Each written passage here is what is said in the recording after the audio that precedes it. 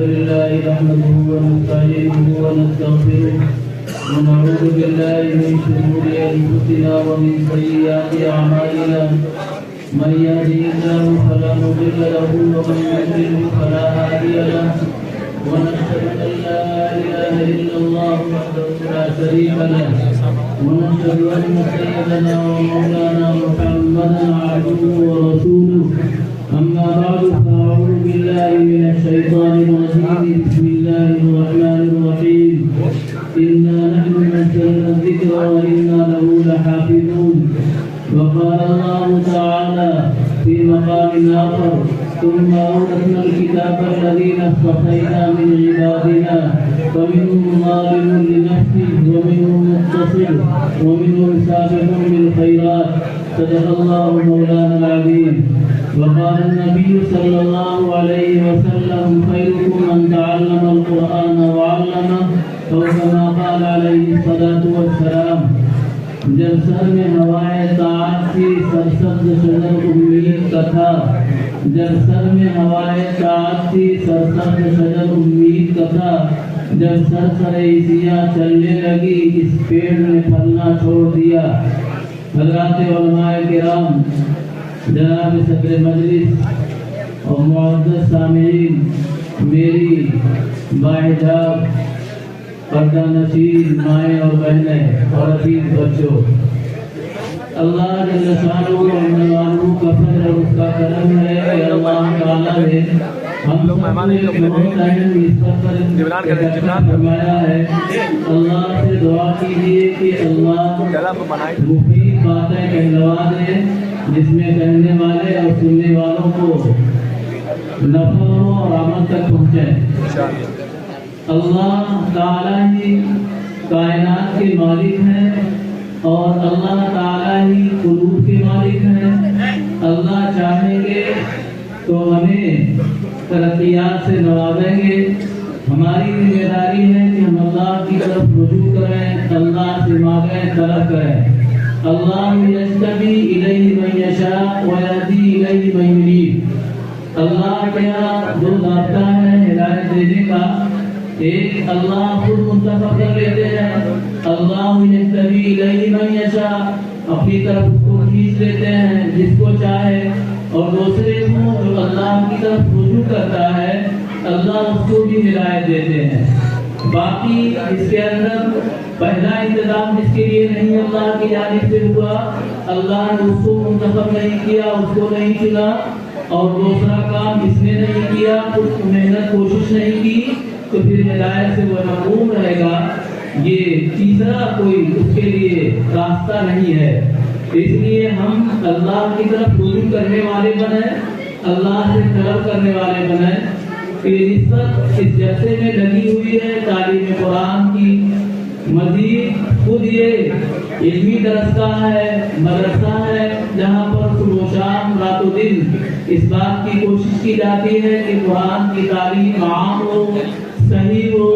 اس کے بعد پھر قرآن کے سمجھنے کی استعداد اور صلاحیت پیدا کرنے کے لیے یہاں سے اداروں کا رخ کریں تو اللہ کا شکر ہے کہ یہ چیز بڑھ رہی ہے چل رہی ہے اور ہماری ذمہ داری ہے کہ ان چلنے والوں میں بڑھنے والوں میں ہماری شرکت ہے کہ نہیں تو اپنے کو دیکھا جائے کہ ہم کہاں پہ موجود ہیں آج زیادہ تر معاملہ یہی ہے کہ دوسروں کی فکر ظاہر کی جاتی ہے اور دوسروں کی باتوں کا دوسروں کے اعمال کا اخلاق کا تذکرہ ہوتا ہے لیکن اپنی فکر سے اپنے اخلاق سے اپنے معاملات سے ہم غافل چلتے ہیں تو کوشش یہی ہونی چاہیے کہ ہم اپنی فکر کریں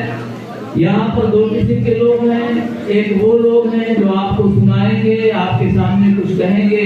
دوسری ایک بہت بڑی جماعت موجود ہے جو سننے والی ہے سننا بہت آسان ہے اور بہت لذت آمیز ہے معاملہ ہے کہنے والا کام بڑا مشکل ہوتا ہے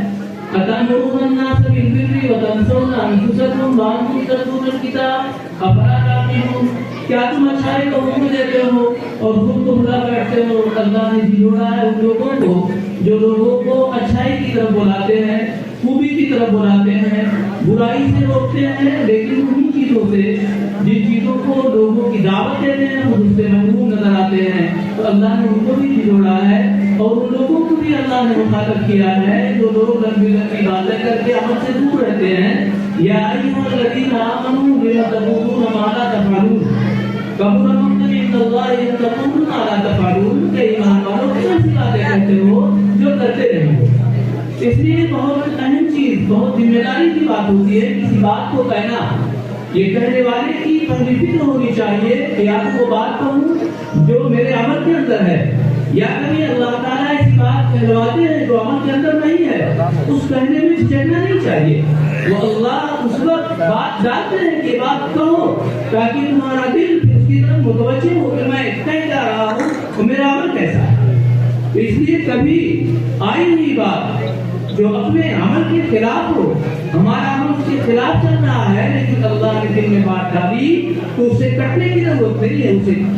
سچائی کے ساتھ، خوبی کے ساتھ رکھنے کی ضرورت ہے۔ تو اللہ نے جو کتاب ہم کو عطا فرمائی ہے، اس کتاب کی جو نسبت عطا فرمائی ہے وہ نسبت اللہ کی جانب سے انتخاب ہے۔ اللہ نے فرمایا کہ ہم نے اس کتاب کو وارث بنایا، تم اورثنا الکتاب الذین اصطفینا من عبادنا، کہ ہم نے اس کتاب کا وارث اپنے منتخب بندوں کو بنایا۔ اللہ نے جو کتاب عطا فرمائی یہ تمام امتوں میں اس امت کا اللہ نے انتخاب فرمایا ہے۔ اللہ کا یہ کتاب جسے کلام اللہ، کتاب اللہ دونوں شرط حاصل ہے۔ باقی تو کتابوں کے اندر کتاب کا معاملہ تھا لیکن کلام اللہ کا شرط ان کو نہیں حاصل ہوتا، لیکن اس اللہ کی کتاب کو دونوں شرط حاصل ہے، کلام الہی ہے، کتاب الہی ہے۔ تو اللہ نے جو کتاب اس امت کو اس کا وارث بنایا کہ ہم نے اپنے بندوں کو منتخب کیا، منتخب بندوں کو کتاب ہم نے ان کے حوالے کیے، امت منتخب شدہ ہے اور اللہ نے اس کتاب کا اس کو وارث بنایا۔ ایک طرف وارث بنانے کے بعد کتاب کے حقوق کی ادائیگی کے سلسلے میں امت کا عمل کیا رہا، اللہ نے اس کو 3 جماعتوں میں تقسیم کرتے ہوئے ان کا تذکرہ فرمایا ہے کہ جب ہم نے ان کو وارث بنایا اپنی کتاب کا، ثم اورثنا الکتاب الذین اصطفینا من عبادنا، کہ اپنے منتخب بندوں میں سے ہم نے اس کا وارث بنایا تو ان میں سے بعض تو ظالم ٹھہرے، فمنہم ظالم لنفسہ، کہ جنہوں نے اللہ کے اس کتاب کا پورا حق ادا نہ کیا، معصیت اور گناہ میں مبتلا رہے، نیکیاں ان کی کم تھی، بدیاں ان کی بڑھی ہوئی تھی، ظالم لنفسہ ومنہم مقتصد، اور ایک جماعت ان میں سے اعتدال کے ساتھ چلتی رہی کہ جس کی نیکیاں بڑھی رہی، بدیاں بڑھی رہی، اور ایک تیسری جماعت کا تذکرہ ہے کہ ان میں سے سبقت کرنے والی ایک جماعت ہے کہ جن کے یہاں بدیاں برائے نام ہے ہی نہیں ہے۔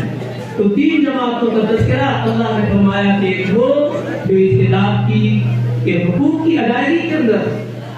کوتاہیوں میں ان کا حق زیادہ، کمیوں میں زیادہ، بدی کی طرف وہ زیادہ بڑھے، نیکی کی طرف ان کا سلسلہ کم رہا، اور دوسری وہ جماعت تھی جو اعتراف کے ساتھ چلی، اور تیسری وہ جماعت کو سبقت کرنے والی تھی جس کی یہاں بدیوں کا معاملہ برائے نام رہا، ان کے یہاں زیادہ تر ان کی نیکیاں تھیں۔ اللہ کے رسول صلی اللہ علیہ وسلم نے پھر خبر دی کہ ہمارا جو ظالم ہے اس کی مغفرت ہوگی، ہمارا امت کا جو گنہگار ہے اس کی مغفرت کی جائے گی، اور جو مقتصد ہے وہ نجات پانے والا ہے۔ اور آپ نے فرمایا کہ جو ثابت ہے وہ ثابت ہے کہ جن کے درجات بلند ہیں، کہ جو نیکیوں کو ہمیشہ بڑھا کے رکھے، بدیاں ان کی برائے نام رہی، وہ تو سبقت کرنے والے رہے، ان کے درجات سب سے اونچے رہے۔ تو اللہ نے یہ کتاب جو ان کو عطا فرمائی انتخاب کے ساتھ دی ہے، پھر اس میں بھی مزید انتخاب فرمایا کہ اس کتاب کے پڑھنے پڑھانے، اس کتاب کے رٹنے رٹانے کا سلسلہ جو چلا اور اس کے سمجھنے سمجھانے کا جو سلسلہ چلا، تو اس کے لیے بھی اللہ نے منتخب کیا ہے۔ یہ 2 لوگ بھی اس پہ لگے تو ان کا اپنا کمال نہیں ہے، سرکاری ڈیوٹی اگر کسی کی لگتی ہے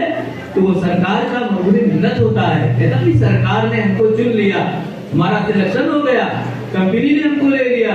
آفیسر نے ہم کو لے لیا، حکومت نے ہم کو لے لیا، اسی طریقے سے ہم اس شخص کو خوش ہونا چاہیے جو قرآن کریم کی کسی طرح سے خدمت میں لگا ہے کہ اللہ نے مجھ کو چنا ہے، اللہ نے مجھے منتخب کیا ہے۔ اللہ کی اس انتخاب پر، اس چننے پر شکر گزاری کرنی چاہیے اور اس نعمت کی قدر کرنی چاہیے۔ تو اللہ نے چنا ہے، جو لوگ اس میں لگے ہیں اسی انتخاب کو حدیث پاک میں فرمایا گیا، خیرکم من تعلم القرآن وعلمہ، کہ تم میں سب سے بہتر وہ ہے جو قرآن کو سیکھے اور سکھائے، چاہے الفاظ کو سیکھے، معنی کو سیکھے، اس کی تفاسیر، اس کے ترجمے، جس طریقے سے جس نے بھی قرآن کی خدمت کی، اس حدیث پاک کی بشارت کا مصداق ہے۔ اس کے راوی ہیں حضرت عثمان بن عفان رضی اللہ تعالیٰ، حضرت عثمان رضی اللہ تعالیٰ روایت کے راوی ہیں جو اس بات کو امت تک پہنچائے کہ خیرکم من تعلم القرآن وعلمہ۔ ایک طرف روایت نقل کرتے ہیں اللہ کے رسول صلی اللہ علیہ وسلم کا پیغام امت تک پہنچاتے ہیں، دوسری طرف عمل کرتے ہیں۔ عمل کیا تو کیا کیا؟ آج کوئی بھی نسخہ قرآن کریم کا کسی ملک میں اٹھا لیجیے تو کہا جائے گا یہ مصحف عثمانی ہے۔ یہ حضرت عثمان رضی اللہ تعالیٰ عنہ کی محنت اور کاوش، اور جو انہوں نے امت کو ایک اتحاد پر، ایک نقطے پر لا کے اکٹھا کر دیا، وہ انہی کا کارنامہ ہے۔ اس کے علاوہ باقی اور نسخوں کے بارے میں یہی ہے کہ تمام نسخوں کو انہوں نے جلا دیا۔ جلانے میں جو تحقیق کی بات آئی تو وہ یہ کہ پہلے اسے پانی سے اس کی روشنائی کو دھل دیا،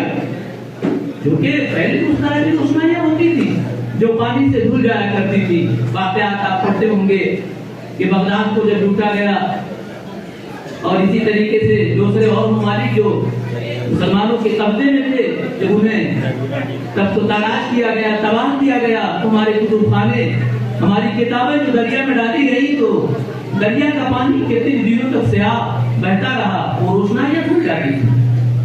تو اس نے ان نسخوں کو دھلنے کے بعد ان کے کاغذات کو جلا کے دفن کر دیا۔ یہ اس وجہ سے کہتا ہوں کہ بعض لوگ اسی حضرت عثمان رضی اللہ تعالیٰ عنہ کے عمل کو لے کر براہ راست قرآن کی جلانے کو کہتے ہیں کہ جلا کے دفن کیا جائے اس کی خاک کو۔ تو اس میں تحقیقی بات جو لکھا وہ یہی ہے کہ ان کو پہلے دھلنے کے بعد پھر ان نسخوں کو جلا کے ان کی خاک کو باقاعدہ دفن کیا۔ قرآن کریم جو وسیلہ ہو جائے پڑھنے کے لائق، پڑھنے میں اور آپ اس کے ہاتھوں میں آ جاتے ہیں، ٹوٹ جاتے ہیں، بکھر جاتے ہیں، تو ان کا یہی حل ہے کہ گڈھا کھود کر باقاعدہ جیسے مردے کو دفن کرتے ہیں براہ راست اس پر مٹی نہیں ڈالتے، اسی طریقے سے قرآن کریم کے نسخے کپڑے میں لپیٹ کے اس میں ڈال دیے جائے، رکھ دیے جائے، اوپر سے کوئی لکڑی یا تختہ لگا کے پھر مٹی ڈالی جائے، اور ایسی جگہ ہو جہاں پر بارش کی وجہ سے ناپاکی کے ساتھ پانی وہاں بہ کر نہ پہنچنے والا ہو، اونچی جگہ ہو، جس جگہ پہ اس طرح کی چیزیں نہ آنے پائے، تو ایسی جگہوں سے دفن کیا جائے۔ لیکن ہوتا کیا ہے کہ عورتیں اپنے گھر سے نکال کے مسجد میں بھیجا دیتی ہیں۔ وہ دیکھا جاتا ہے کہ آیا پتہ چلا کہ اب تو کسی گھر سے آ گیا دو چار نسخہ وہ پڑھنے کے لائق نہیں تو مسجد میں بھیجوا دیا۔ یہ اپنا اپنا ہوش، اپنی اپنی ذمہ داری سے اس کو نبھایا جائے تو آسان رہے گا، اور ایک کی ذمہ کر دیا مسجد میں پتہ چلا کہ بہت زیادہ قرآن پاک اس طرح کے ہٹکے ہیں جو پڑھنے کے لائق نہیں ہو رہے، پھر ہے تو اس کا طریقہ یہی کہ اس کو دفن کر دیا جائے۔ تو حضرت عثمان رضی اللہ تعالیٰ نے ایک طرف قرآن پاک کی خدمت کی، دوسری طرف تلاوت کا اپنا کتنا معمول بنایا کہ معمول ان کا کیا تھا کہ جس وقت شہادت ان کی ہوئی ہے،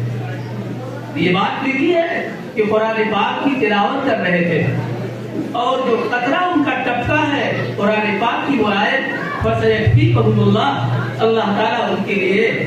آپ کے لیے کافی مقابلے میں، اس آیت پر آپ کا پورے مبارک جو شہادت کے وقت نکلا تو اس پہ ٹپکا، یعنی آخری دم تک تلاوت میں لگے رہے قرآن پاک کی،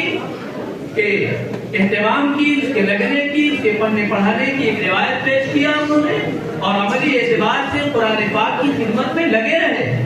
تو ہماری بھی یہ ذمہ داری بنتی ہے کہ ہم اس روایت کو پہنچائیں، اس روایت کو سنیں تو قرآن سے ہمارا تعلق جڑ جائے، ہم قرآن پاک کی تلاوت کرنے والے بنے، اور تلاوت کرنے کے ساتھ سمجھنے والے بنے، عمل کرنے والے بنے، اور پھر اللہ کو اس پیغام کو، حکم کو جس کو سمجھا عمل میں لائے دوسروں تک پہنچانے والے بنے۔ یہ ذمہ داری ہوتی ہے۔ تو اللہ کا شکر ہے کہ یہ مکاتب، یہ مدارس اس خدمت کو ابتدائی درجے میں اچھے طریقے سے انجام دیتے ہیں، اور یہ اللہ کا بہت بڑا فضل ہے اس اعظم گڑھ پر. اس وقت نگاہ کو اٹھایا ہوگا، دیکھا ہوگا کہ بہت طرح کی مصیبتیں اعظم گڑھ سے ہٹ کر دوسری جگہوں پر آئی، اور اعظم گڑھ کے اوپر ایک حال آیا. اس وقت بھی اللہ نے اس ضلع کو بچائے رکھا. یہ قرآن پاک کی خدمت کا صلہ ہے، قرآن پاک کی خدمت کی برکت کا یہ اللہ تعالیٰ نے ثمرہ عطا فرمایا ہے کہ اس ضلع کو بھی اللہ نے عزت عطا بخشی ہے. اور پہچانا جاتا ہے ضلع اسی سے کہ یہاں مدرسے مکاتب بہت ہیں، بڑے بڑے مدرسے بھی ہیں، بڑے بڑے مکتب ہیں. گاؤں گاؤں کے اندر بھی مکتب ہے جہاں پر قرآن کی خدمت کا سلسلہ چلتا ہے. اور بہت سے لوگ جو دوسری جگہوں سے، دوسرے صوبوں سے، دوسرے ضلعوں سے آتے ہیں، ضلع کے اندر خدمت کرتے ہیں. یہ ہم سب کے لیے سعادت مندی کی بات ہے کہ ایسے لوگوں کو ہم جگہ دیتے ہیں، ایسے لوگوں کو اس خدمت کا موقع عطا فرماتے ہیں. تو اسی نسبت پر اسی مدرسے کے اندر جو ایک پروگرام رکھا گیا ہے وہ اسی چیز کو اور زیادہ تقویت دینے کے لیے کہ ہمارا تعلق قرآن سے مضبوط ہو، قرآن سے ہمارا تعلق عملی اعتبار سے مضبوط ہو جائے. ہم قرآن کی تلاوت کرنے والے پابندی سے بنیں. یہ نہیں کہ کبھی پڑھ لیا کبھی نہیں، بلکہ روزانہ ہم قرآن کی تلاوت کریں اور عورتوں کو بھی اس کا پابند کریں. ہر آدمی اپنے گھر کا ذمہ دار ہے، خود تلاوت کرے اور اس کے بعد پھر عورتوں اور گھر کے لوگوں کے بارے میں سوال کرے، پوچھے کہ کس نے تلاوت کیا، کس نے نہیں کیا. یہ نہیں کہ ہم نے کر لیا باقی لوگوں سے، نہیں، ہمیں سوال کرنا چاہیے، پوچھنا چاہیے. جیسے دنیاوی اعتبار سے کوئی اگر ذمہ داری ہوتی ہے تو اس سے پوچھتے ہیں کوئی دکان کیوں نہیں کھولے، بڑا کام کیوں نہیں کیے، ایک دن نہیں کھولے، 2 دن نہیں کھولے، تیسرے دن چوتھے دن کسی نہ کسی دن اس کو اس عمل پر لا کے کھڑا کرتے ہیں. اسی طریقے سے قرآن کریم کی تلاوت ہمارے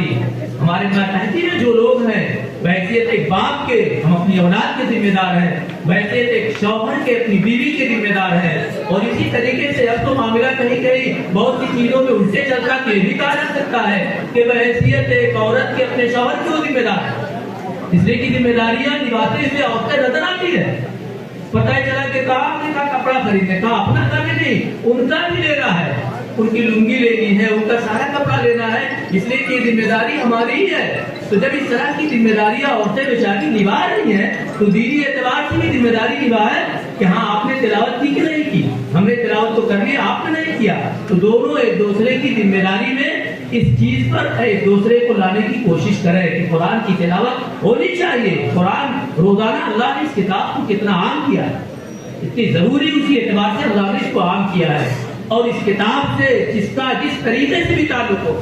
تلاوت کے اعتبار سے تعلق ہوگا، اس کو نفع ملے گا. یہ نہیں کسی سے تلاوت بھی ایک مقصد ہے قرآن کے نزول کا.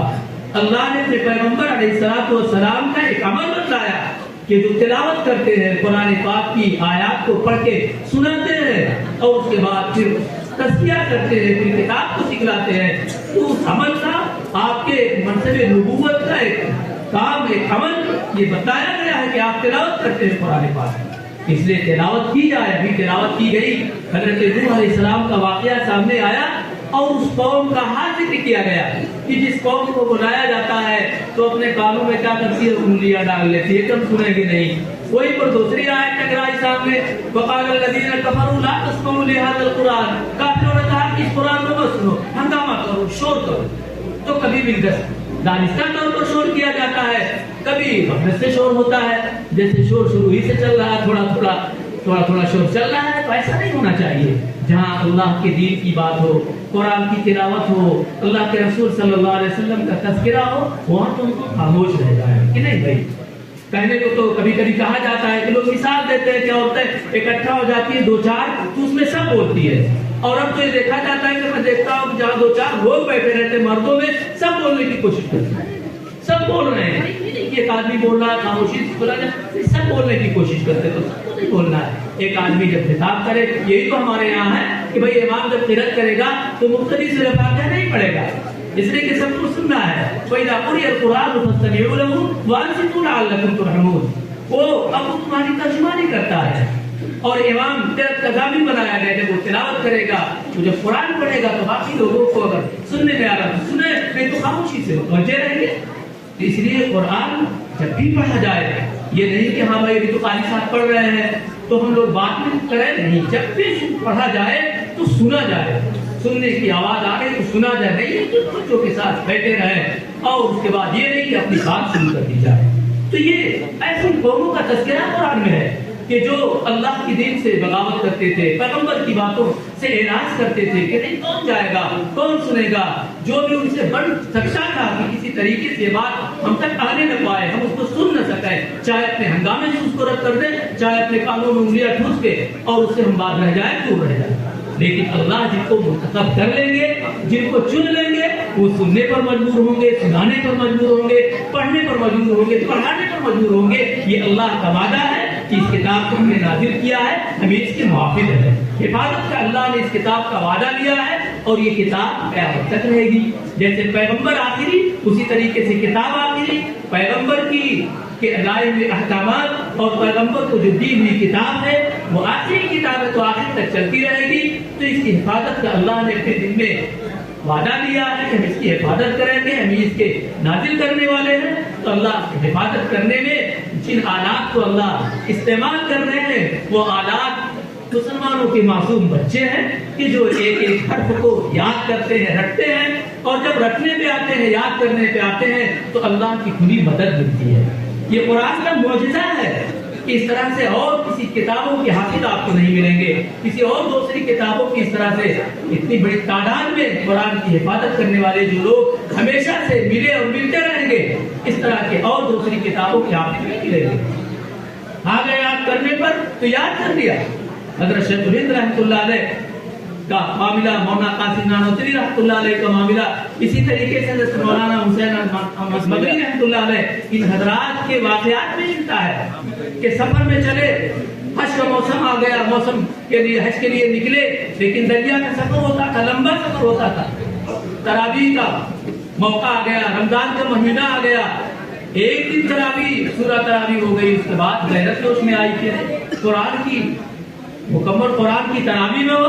یہ کیسے ہوگا؟ حضرت مدنی رحمۃ اللہ علیہ یاد کرنے پہ آ گئے، روزانہ 3 پاؤں یاد کرتے اور تراویح میں پڑھنا شروع کر دیا۔ اسی طریقے سے دوسرے اکابر میں بات ملتا ہے کہ روزانہ 1 پارہ یاد کر لیا کرتے تھے اور تراویح میں سنا دیا کرتے تھے۔ اور وہیں پر ایسا بھی ہے کہ پتہ چلا کہ آج کے دور میں 10 حافظ موجود ہے اور سورہ تراویح چل رہی ہے۔ غیرت ہماری ہم کو جھوڑے کہ اللہ نے اتنی بڑی دولت سے ہم کو نوازا ہے، تو ہم اس دولت کو لے کر کنارے رہیں، اس دولت کی ہوتے ہوئے ہمارے لیے چیز نہ ہو۔ اس لیے اللہ نے جو نسبت ہم کو عطا فرمائی ہے اس نسبت کی لاج رکھیں اور قرآن کی تلاوت کا اہتمام کریں، اور قرآن کی تلاوت کے سلسلے میں، قرآن کے پڑھنے کے سلسلے میں ایک بات ذہن میں رکھیں کہ حضرت علی رضی اللہ تعالیٰ نے فرمایا کہ قرآن کریم کو جو نماز کے اندر کھڑے ہو کر پڑھے گا، یعنی نماز کے اندر قرآن کریم کی تلاوت جو کھڑے ہو کے کی جائے گی، 2 رکعت نماز قیام کے ساتھ کی جائے گی کھڑے ہو کر، تو 1 حرف پر 100 نیکی ملے گی، اور وہی نماز کے اندر جب بیٹھ کے ہم پڑھیں گے 1 حرف پر 50 نیکی ملے گی، اور نماز سے باہر باوضو پڑھیں گے تو 1 حرف پر 25 نیکی ملے گی، اور بے وضو پڑھیں گے تو 1 حرف پر 10 نیکی ملے گی۔ کم سے کم 1 حرف پر 10 نیکی، 25، 50، 100 نیکی ہے۔ اللہ تعالیٰ جب طاقت اور قوت دیے رہے تو ہم 100 نیکی حاصل کرنے والے بنے کہ جب بھی ہم 2 رکعت نفل پڑھنے پہ آئے تو قیام کے ساتھ پڑھا کریں، اس میں جو قرآن پڑھیں گے تو اس میں ہم کو 100 نیکیاں ملتی جائیں گی۔ اور آخری درجہ ہے کہ اخلاص کے ساتھ اللہ کے لیے توجہ کے ساتھ اگر کوئی سنے گا تو اسے بھی 1 حرف پر 1 نیکی ملے گی۔ تو قرآن کے سننے پر، قرآن کے پڑھنے پر اللہ تعالیٰ کی جانب سے اجر کا وعدہ ہے۔ اللہ سے محبت بڑھتی ہے، محبت میں اضافہ ہوتا ہے۔ استحضار کے ساتھ پڑھا جائے، سمجھ کے پڑھا جائے تو ایمان کے اندر اضافہ ہوگا، یقین ہمارا تازہ ہوگا، آخرت کا استحضار ہوگا، اللہ کی قدرتوں کو ہم سمجھیں گے۔ کائنات میں غور کرنے کا جو بار بار قرآن ہم کو متوجہ کرتا ہے وہ چیزیں ہمارے سامنے آئیں گی۔ تو پہلا درجہ ہے قرآن کو یاد کرنا، قرآن کے الفاظ کو درست رکھنا۔ یہ چیز کہاں سے چلے گی؟ مکتب سے چلے گی۔ مکتب سے اپنے بچوں کو جوڑے رکھیں۔ جب تک کہ قرآن مکتب کے اندر باقاعدہ طور پر مکمل نہ کر لیں تب تک یہاں سے مکتب سے بچوں کے نکالنے کی ضرورت نہیں ہے۔ پہلی فرصت میں اپنے بچوں کو، بچیوں کو مکتب میں داخل کر کے، اور مقصد کیا ہو کہ ان کو بہترین قرآن پڑھنا آ جائے، कुरान इनका बेहतरीन हो जाए, इसके लिए दाखिल करते हैं। हम ये नहीं कि इनकी इंग्लिश बहुत अच्छी हो जाए, इनकी साइंस बहुत अच्छी हो जाए, इनका मैथ बहुत अच्छा हो, ये सब चीजें बाद में अच्छी हो जाएंगी, लेकिन अगर अच्छी की जाए कुरान के साथ इनको तो ठीक, लेकिन कुरान को पीछे करके बाकी इन पर तवज्जो बढ़ा दी जाए, कुरान हमारा कमजोर हो जाए, पढ़ने के तरीके उसके बदल जाए, तो ये चीज नहीं होनी चाहिए। तरजीह कुरान की हो, इसलिए कि कुरान यहाँ जो पढ़ लेंगे किसी तरीके से दीनियात जो चीजें उनके सामने अकायद की और इबादत के ताल्लुक से जो चीजें आ जाएंगी वो बाद में मिलने वाली नहीं है। तो कुरान को बेहतरीन अंदाज में पढ़ने पढ़ाने का जो सिलसिला चला है उसकी कद्र की जाए और ऐसे कारियों के ऐसे असातिज़ा की और हौसला अफजाई की जाए, इज्जत अफजाई की जाए, उनको मौका दिया जाए। उनमें फिर बात वही आती है कि तनख्वाह का जब मामला आता है तो तनख्वाह हम लोग कम से कम देते हैं। जब ये चीज मुसल्लम है कि जो अपने लिए पसंद करो, हदीस पाक में आता है, वही अपने भाई के लिए पसंद करो, लोगों के लिए वही पसंद करो जो अपने लिए पसंद करते हो। हमारा बेटा कहीं जाता है, अगर कमाने तो चाहते हैं कि बहुत अच्छी तनख्वाह है और इतनी तनख्वाह है कि हमारा काम अच्छे तरीके से पूरा हो जाए, और कोई कुरान खिदमत के लिए आता है, पैसे के लिए नहीं आता है, लेकिन उसकी भी जरूरियात जुड़ी है, उसके भी बाल बच्चे हैं, उसके भी वालिदैन हैं, उनकी भी खिदमत करनी है, तो तनख्वाह अच्छी दी जाए, इतनी अच्छी दी जाए कि कहीं वो तज़किरा करे तो उसको तज़किरा करते हुए भी अच्छा लगे कि हमारी इतनी तनख्वाह, अच्छी इतनी तनख्वाह दी जाती है। जहां पर दीन के नुकसान करने में दूसरे लोगों का दखल है, हमारा भी अच्छा खासा उसमें दखल है। हमने उसकी वैल्यू घटा दी, हमने उस्ताद की तनख्वाह बहुत कम कर दी, जबकि कौम देने के लिए तैयार है, कोई बढ़ा के तो देखे। इतनी बड़ी बड़ी तामीरें होती है, उसके लिए कौम पैसा देने को तैयार और कौम से उसूल के लोग लाते हैं, लेकिन तनख्वाह के नाम पर इतनी दी जाती है कि परेशान हाल गए। बात तो कहते हैं कि इसी हाल में रहे तो ठीक रहेगा, ज्यादा मिलेगा तो ये बहक जाएंगे, नहीं इतना ज्यादा नहीं हो पाएगा, जो भी कोशिश कोई करेगा उतना ज्यादा नहीं होगा कि बहकने की नौबत आएगी। ये जमई के साथ, इत्मीनान के साथ कुरान की खिदमत में लगे रहें तो अच्छी तनख्वाह दी जाए, ताकि वो इत्मीनान से काम करें, वो दो चार और काम अपने साथ बढ़ाने की कोशिश न करें। तो कुरान की खिदमत जो लोग करने वाले हैं एजाज और इकराम के साथ, एक बात बहुत अहम चीज ये ध्यान में रहे कि हम किसी की खिदमत करते हैं, किसी को देते हैं, सदका देते हैं, खैरात देते हैं, इमदाद करते हैं, तोहफा देते हैं, हदिया देते हैं, उसके अंदर हमारे अंदर ये जज्बा कि एजाज और इकराम, उसकी तकरीम, उसकी इज्जत नफ्स की पूरी हिफाजत की जाए। ये नहीं कि किसी को हमने हदिया दिया, किसी को चंदा दिया, किसी को पैसा दिया, कुछ दिया और उसकी तकरीम और उसकी इज्जत नफ्स का ख्याल न किया जाए, नहीं, ऐसा नहीं करना चाहिए। इज्जत नफ्स को बचाया जाए। एक चीज को हम दे रहे हैं, मान लीजिए तनख्वाह ही देना है, नेता के बाद मौलवी साहब को पैसा देना है, बाद में तो हंसी आती है कि सब ऐसा देते हैं जैसे वो ट्रक वाले पुलिस वाले को देते हैं, पैसा लपेट के देंगे, मालूम का बहुत ढेर है, नहीं, उनको लिफाफे में दिया जाए और इकराम के साथ दिया जाए। ये नहीं कि जैसे बारी हुए पढ़ा के फौरन उनको थमाया दिया जाए, हाथ में दे दीजिए जल्दी से, नहीं, एक किनारे जाएंगे उनको से पकड़ा दीजिए। इसी तरीके से और बहुत से मौके ऐसे आते हैं, तनख्वाह देना है हमको, उस्ताद को लिफाफे में बंद करके बाकायदा उनके कमरे में ले जाके दिया जाए, ये नहीं कि उनको बुला लिया जाए और किसी से पकड़ा दिया जाए। उसूल होते हैं हमारे उलमा के, हमारे हुफ़ाज़ के, इहतराम के, इकराम के। एक रिश्तेदार की हम खिदमत करना चाहते हैं, उसको ये महसूस ना हो उनको गरीब समझ के दे रहे हैं। ये नहीं कि एक मौके पर दिया जाए, दूसरे मौके पर उसकी तहकीर की जाए, उसको डांटा जाए या अपने इंसानात को गिनवाया जाए, तो तकरीम का ख्याल किया जाए कि किसी भी शख्स की अगर इयानत की जाए तो इज्जत नफ्स को सामने रखा जाए। तो कुरान की खिदमत करने वाले बड़े लोग हैं, ये निस्बत और ताल्लुक बहुत बड़ा है। जो ये निस्बत इनको हासिल है वो अल्लाह की किताब से इनका ताल्लुक है, अल्लाह से इनका ताल्लुक है, ये अल्लाह के अपने खास लोग हैं, मुंतखब लोग हैं। इसलिए अपने बच्चों के बारे में भी हमें फिक्र करनी चाहिए कि जो हमारे बच्चे इसमें लगे हैं, और एक बच्चा हमारा वहां भी जाता है, दूसरे स्कूलों में जाता है, कॉलेजों में जाता है, एक बच्चा हमारा कुरान पढ़ने जाता है, दोनों के रखरखाव में, दोनों के लाडो प्यार में, दोनों के अपने झुकाव में हमारा क्या मामला चल रहा है, इस पे हमारी पूरी नजर रहनी चाहिए। एक तो मादियात की तरफ बढ़ रहा है, एक आजिला को हासिल करेगा, और एक है कि पर्दे के पीछे सारी चीजें हैं, बशारतें हैं कि भाई हाफिज कुरान है तो उसके वालिदैन के लिए बशारत है कि ताज पहनाया जाएगा। हाफिज के लिए और बाकी लोगों के लिए तो दर्जात तय हो गए, लेकिन हाफिज के बारे में हदीस पाक में आता है कि उनसे कहा जाएगा कि पढ़ते जाओ, चढ़ते जाओ। اور تمہارا مرتبہ تمہاری منزل وہی ہوگی جو تمہاری آخری آیت ہے. اور اسی طرح سے ترتیل کے ساتھ پڑھتے جاؤ, ٹھہر ٹھہر کر پڑھتے جاؤ, جیسے دنیا کے اندر ٹھہر ٹھہر کے پڑھا کرتے تھے. یعنی قرآن ٹھہر ٹھہر کر پڑھا جائے گا, ترتیل کے ساتھ پڑھا جائے گا, بہت اجرت کے ساتھ نہیں پڑھا جائے گا, حروف کو کاٹ کے نہیں پڑھا جائے گا. کوئی بھی ایسا موقع ہو, چاہے وہ تراویح پڑھانے والا ہو, چاہے وہ بچوں کو پڑھانے والا ہو, چاہے ہماری تلاوت کرنے والا ہو, ہم ہمیشہ تجوید کی رعایت کے ساتھ خود پڑھیں اور پڑھانے کی پابندی کرائیں بچوں کو. یہ نہیں کہ جس وقت تلاوت کریں تو بہت تیز روانی کے ساتھ نہیں, اس وقت بھی اللہ کی جانب سے اجر اسی وقت ملے گا جب قرآن کے حق کی رعایت کے ساتھ ہم تلاوت کریں گے. تو حافظ قرآن سے کہا جائے گا کہ پڑھتے جاؤ, چڑھتے جاؤ, تمہارا مقام, تمہارا مرتبہ وہی ہوگا جہاں تمہاری آیت ہوگی. اس کے اوپر ہے کہ جتنے ہی زیادہ اور ٹھہر کے ساتھ اور ترتیل کے ساتھ پڑھتا جائے گا, چڑھتا جائے گا. اور اس کے والدین کے لیے بشارت ہے. تو اللہ تعالیٰ کا یہ انعام, اللہ کا یہ فضل, اللہ کا یہ احسان ہے کہ اللہ تعالیٰ نے یہ موقع ہم کو عطا فرمایا. اور جن کے بچے پڑھنے پڑھانے میں لگے ہیں ان کے پاس یہ چیز ہے, جن کے بچے نہیں یا وہ موقع ہاتھ سے ان کے نکل گیا ہے تو ان کے سامنے دوسرا راستہ موجود ہے کہ ایسی جگہوں کا وہ تعاون کریں, مدد کریں اور اپنے مال کا ایک حصہ اپنے تعلیم پر لگائیں. خصوصی طور پر مذہبی تعلیم, مذہب کی تعلیم جب تک چلتی رہے گی تب تک دین باقی رہے گا. دینی تعلیم سے جب لوگ ہٹیں گے تو دین مٹتا جائے گا. تعلیم ہی سے دین باقی رہے گا.